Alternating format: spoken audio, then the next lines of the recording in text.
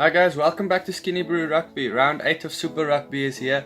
I'm gonna call a few predictions for this week. If you want to watch the Dream Team or the Fantasy Rugby video, I'll link it up here. Okay, let's get into the first game. First game is the Highlanders versus the Hurricanes. The Highlanders are facing a bit of a problem. Aaron Smith and Waisake Noholo is injured for 6 weeks, so they're not gonna be in that team for a while. The Highlanders did pick Marty Banks at number 10. He has impressed me every time he started at number 10. He likes to get physical as well. He likes to make a few big hits. I remember the other day he made a big hit on Ma'a Nonu, so that was pretty impressive from him. And I'm really hoping for a big game from Frizell in that game. As well as Ben Smith, who's now also is still co-captain with Whitelock, I think. But there's going to be a little bit more pressure on him to perform. Then the Hurricanes, they'll be looking to bounce back from that loss to the Crusaders. They did select a very strong team for that game. Bowden Barrett at 10, Laumapa at 12, and then they put Geordie Barrett at 13. He will hope he has a very good game. The two Barretts, when they are closer to each other, when they play closer to each other, they play better. I like it more to see Geordie in the line than at fullback, because then he gets the ball more. Then other players that's going to stand out in that game is Wes Goosen and Blackwell. They are also playing really well. Blackwell, the lock, he makes a few meters. And he's very good in the line out, so I'm looking forward for this game. I think the Hurricanes are going to be stronger though. I think the Hurricanes will win by 5. Then the next game for the week is the Reds versus the Stormers. The Reds have selected a young 20-year-old wing, Hardy is his surname. I'm looking forward to see what he can do. He's a youngster, so they have said he's a very exciting player, so hopefully he is.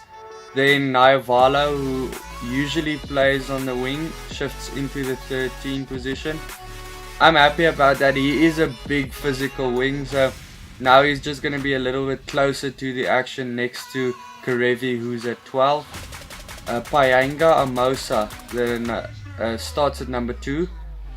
He has really impressed me as well. Usually he comes off the bench.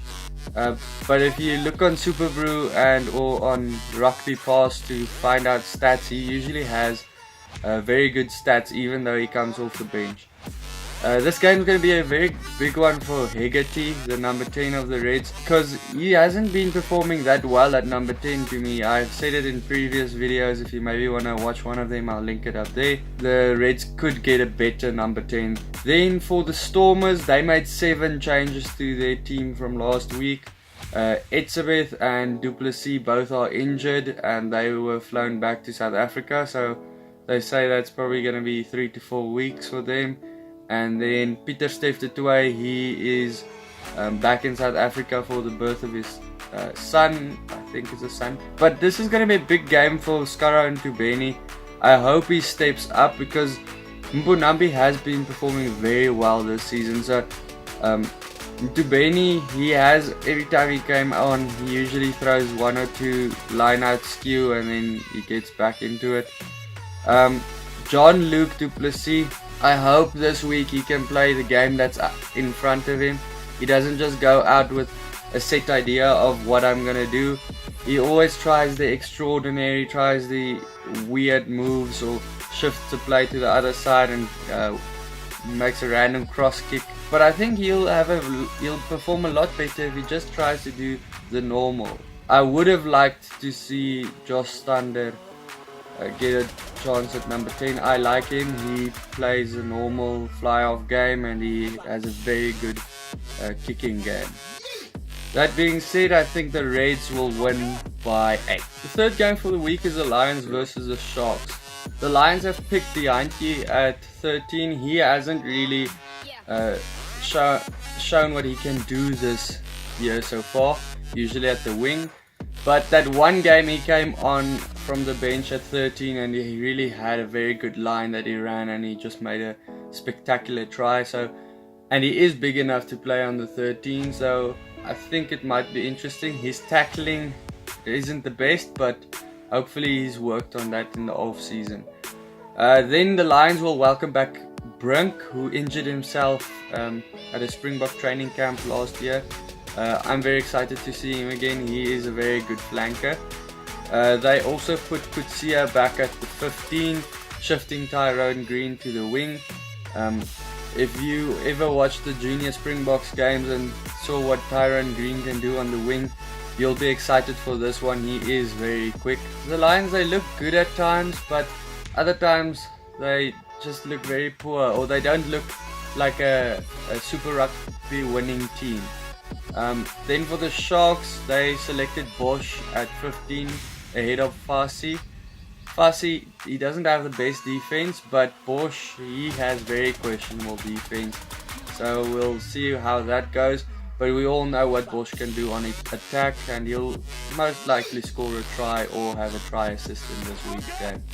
Then Akker has been banned for 3 weeks, meaning a few young guys came in, especially because Ralapele is still busy with his cases of banned substances. The Sharks have a lot of new faces on the bench. So does the Lions, but they have a few guys that you actually still know on that bench, so their bench looks a little bit stronger.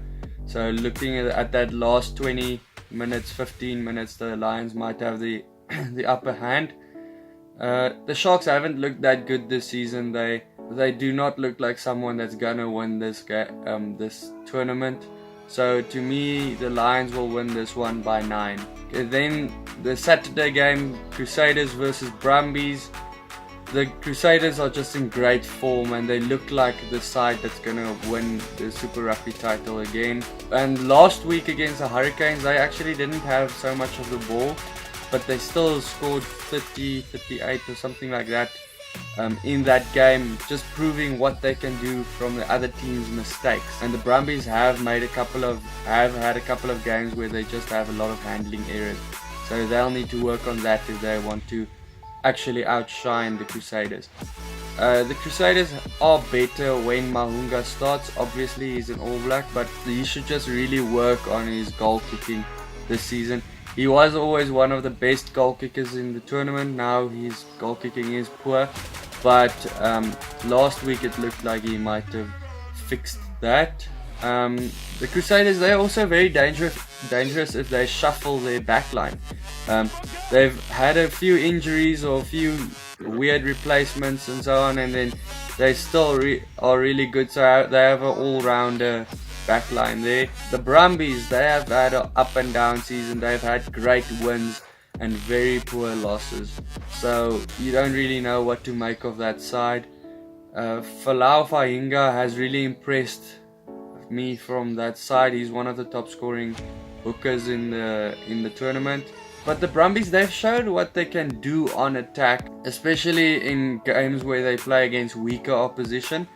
But this week they're playing against the top team in the tournament, so I hope their defense, which can be poor at times, can hold up. But for me, the Crusaders will win this one by 15. Okay, then we go over to the Blues versus the Waratahs. The Blues, they are on a 3-match winning streak, so they've been performing really well now, and they've looked very impressive.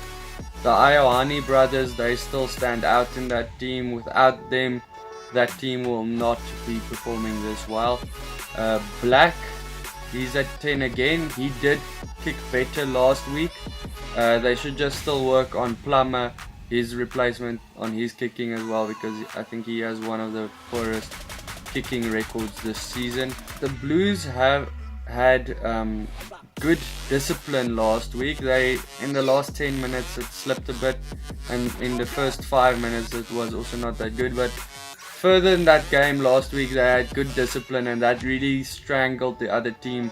They couldn't get any points in their half, so that was very good from them. They should build on that and continue doing that. But and their defense was good as well, but you should remember the Waratahs attack is a lot more dangerous than the Stormers one. So we'll have to see how they hold up with their discipline on defense against a better side. Then the Waratahs, they really missed Foley last week. But they'll really want to come back after that loss to the Sunwolves last week, so I'm expecting a good game from them. They also have an all-rounder backline. They show they are very good when they shuffle about as well, except if they move Falau from 15. Falau should stay on 15. And then someone that's standing out for them is their captain, Hooper. He's been spectacular this season. For this game, I think the Waratahs will win by 5. Okay, then it's the Rebels versus the Sunwolves. For the Rebels, Cooper had one of his best games last week, so did Genya. But what depth does the Rebels have at 10?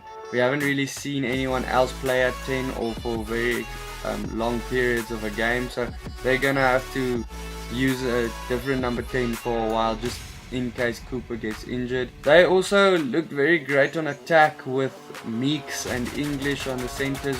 They can play wing as well. Both of them have been impressive this season. Then for the Sunwolves, they are on a high from that win over the Waratahs, but can they make it 2 in a row against Australian teams? Highly unlikely, but they have a good line and they have a very strong pack of forwards and depth on the bench that can actually increase the intensity at the end of the game. Masirewa, he scored 3 tries last week, but will he score again? And the guy that stood out to me last week was G1. He scrummed really well, the prop. And then Parker, he still hasn't missed a kick, so he has been really great off the tee. For me, this game, the Rebels by 9. Okay, the last game for the week is the Bulls versus the Jaguares. Brits has also been suspended, so they lost a senior player in that front pack, along with Pollard and Creel, who are being rested for this game, meaning Vermeulen takes over the captaincy. Libbok took over now from Pollard at 10. He isn't a bad player, he does well, but if he has a poor game, he is very poor, so hopefully he has a good game for the Bulls. Speckman is out for the game, or he's completely just left out, and Hendricks has moved to the bench. Then Jenkins, he's injured. He's a very good player to me, so that's a big loss. But Janus Kirsten comes in. He's also a very good flanker, so hopefully he makes the best out of his opportunities. Eli Snyman, he's back for the Bulls, so hopefully their lock problems can be sorted out soon. Then for the Jaguares, they had a narrow loss against the Chiefs last week. They are at the bottom of the SA conference, so they really need a win. But discipline is still a problem for the Jaguares. If they can fix that, they can be one of the best sides in Super Rugby, but they've always just had poor discipline. Bonilla or Bonija, I'm not sure how you pronounce it. He's been very good at number 10. Usually his position is number 15, but this season he's proved what he can do at number 15. And then outside center Orlando, even if he comes off the bench, he's a very good player and he usually scores a try or two. But for me, this game with the Jaguares traveling, even though they're playing against a weaker Bulls team, I think the Bulls will win by 12. Okay, that's the predictions for the week. If you want to watch the fantasy team video for the week, it's going to be somewhere over here, or maybe in a couple of seconds it's going to be somewhere over here. Please subscribe if you haven't subscribed yet, and then I'll see you for the review video next week. Cheers.